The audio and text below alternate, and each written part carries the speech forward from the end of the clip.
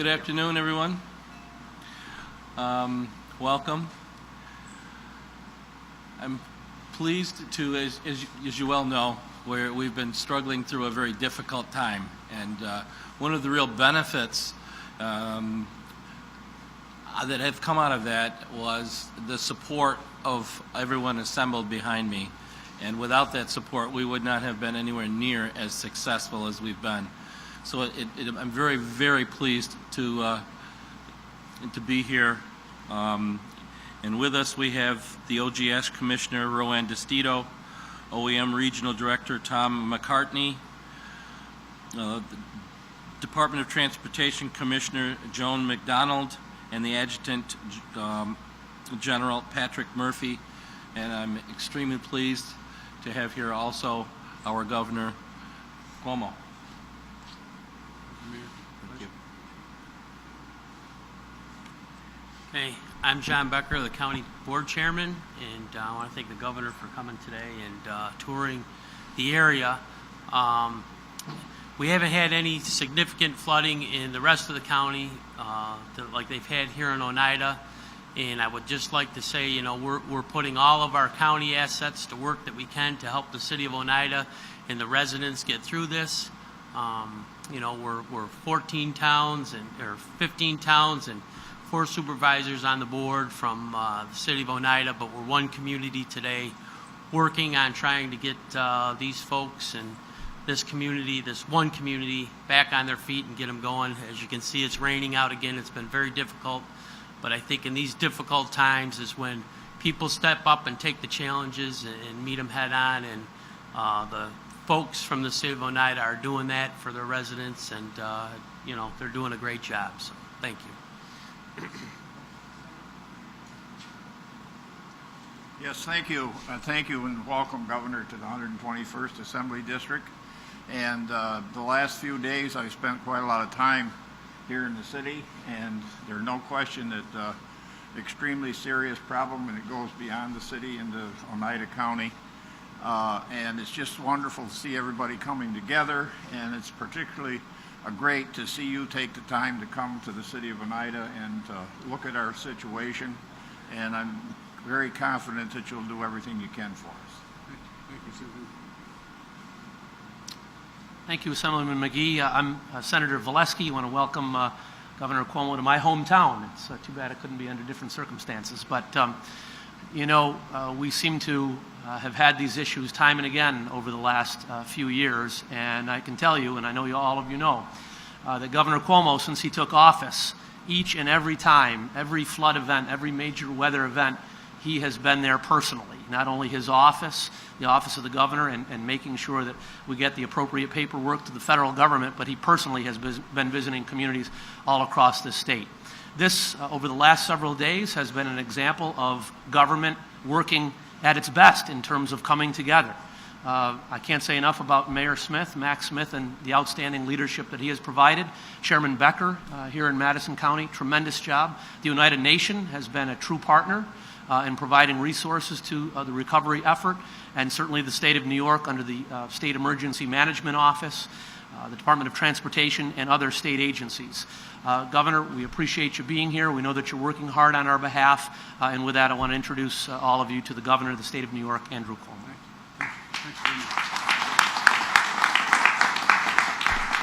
Thank you very much. First, it's my pleasure to be with my colleagues from Albany, Senator Dave Valesky and Assemblyman Bill McGee. It seems like we thought we had just finished our governmental work a couple of weeks ago when the session ended, but obviously not. Mayor Smith, I want to thank him for his great work, and everyone raves about how he stepped up to the challenge. Chairman John Becker and I have had the good fortune to work together in the past. He's a real pro, and you're lucky to have him here. All the first responders who've been working day and night and done their duty above and beyond the call, many of whom have had problems in their own home with their own family, but leave their house to go help their neighbors, which is what public service is all about. So I want to applaud all the first responders who have been so great over these difficult days. First order of business, this is a public safety mission. We are not done yet, and the first first order of business is to make sure people are safe. We've been basically blessed thus far that we've only had one fatality thus far, but don't kid yourself. Things are dangerous in these situations, and people really could get themselves hurt or worse. So first order of business is making sure people are taken to safety, whether that's shelters, whether that's evacuated from their homes. There's a possibility that the water continues to rise. People have to be on the alert. People are their own first responders in their own home, right? People have an individual responsibility to make sure they're doing the smart thing and they're keeping themselves and their families safe. So that's the first order of business. State police have been deployed. We have about 200 state police in the area right now, and they will continue to be here until we feel that the public safety issues are all resolved. After we attend to the public safety issue, then we'll move to the rebuilding issue. We have about 150, 200 homes that have been significantly damaged in the city of Oneida now. That number may go up a little bit, may go down, depending on what happens with the weather and depending on what happens when we get a better look, when we can go in and actually the water recedes and we can get a good assessment of what the damage has been. But about 150 to 200 homes.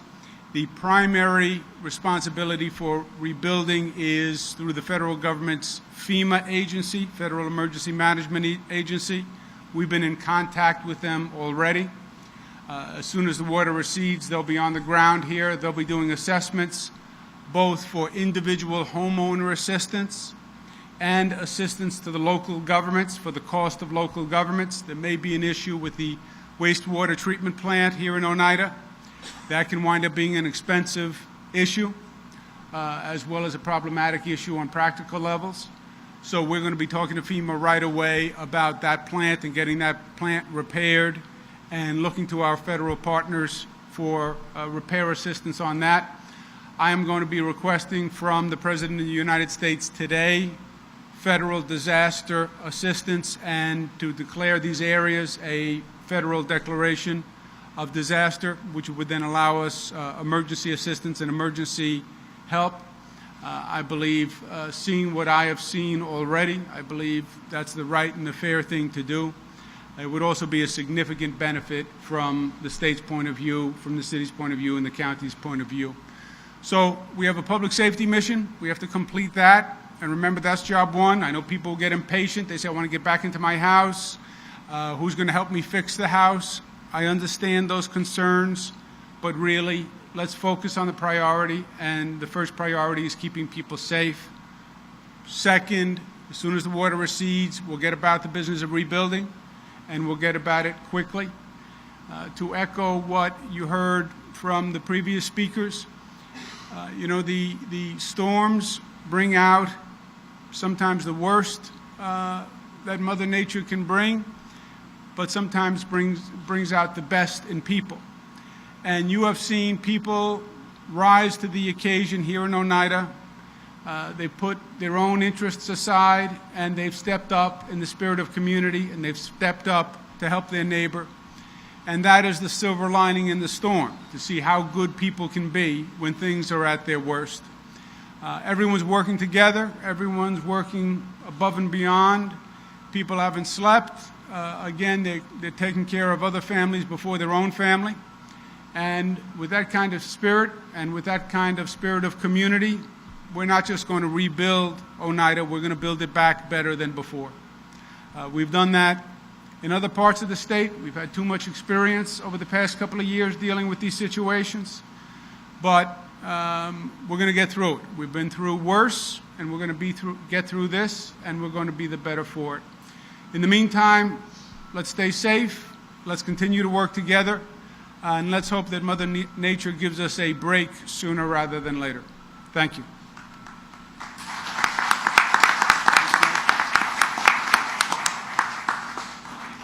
Questions for the mayor? Any tough questions for the chairman? John Becker, he says, as tough a question as you have, he will answer, or Assemblyman McGee or Senator Valesky.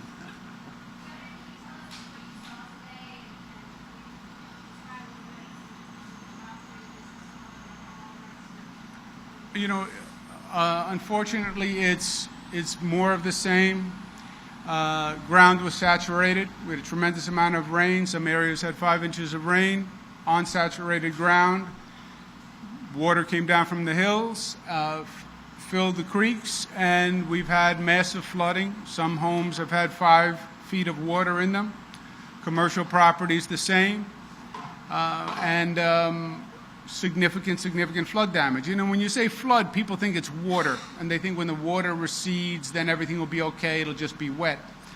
That's actually, a flood is much more insidious than that, and it's the mud and the sludge that comes with the flood, a very fine silt that infiltrates everything. It gets in clothing, it gets in the wood, so it's not as simple as waiting for the water to recede. But as I said earlier, 150, 200 homes, number of commercial properties. People have been displaced. They're waiting to get back into their homes. Once they get back in, we'll have to assess the damage and go from there. You've had tremendous cost to the local government for personnel, overtime, equipment usage, and damage to the water sewage treatment plant, which could be significant, a significant amount of money.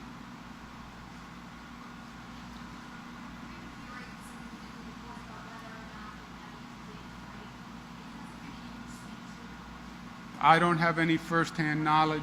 I think the mayor thinks. Yes, there have been consistent rumors out there that the levees broke, and you know, as I stated in a previous conference, I walked the levees, and there were no breaks to the levees. There have been some repairs done to the levee, even in the midst of all of this, to try and repair some areas where water coming over the top of the levee caused some of the levee to slough off, and we've been working on that. It's also possible that as the water levels rose before the levees were breached, there was some water that percolated through the levee itself. But as far as large holes or any of that kind of thing, none of that is present.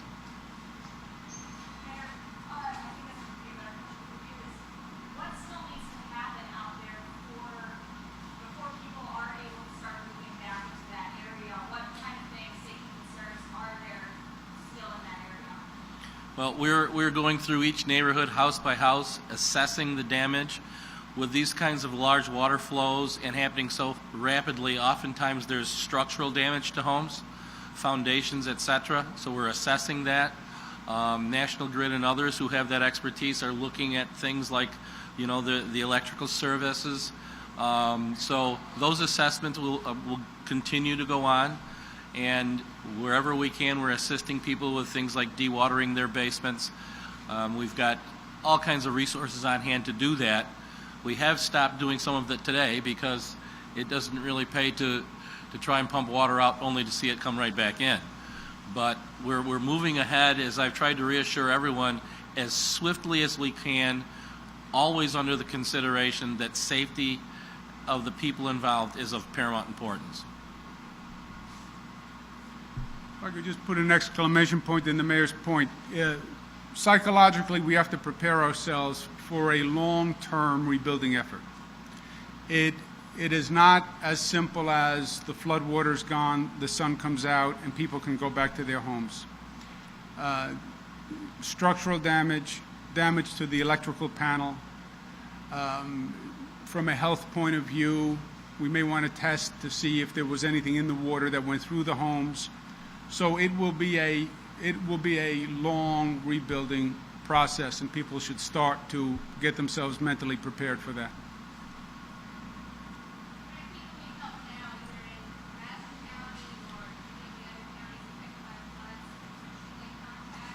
If they have a public safety related issue, they can call the state police at 315-366-6000. If they have an emergency public safety issue, obviously they can call 911. If they have a shelter-related issue, they can call the Red Cross, 315-705-5293. Okay? Thank you all very much. Thank you.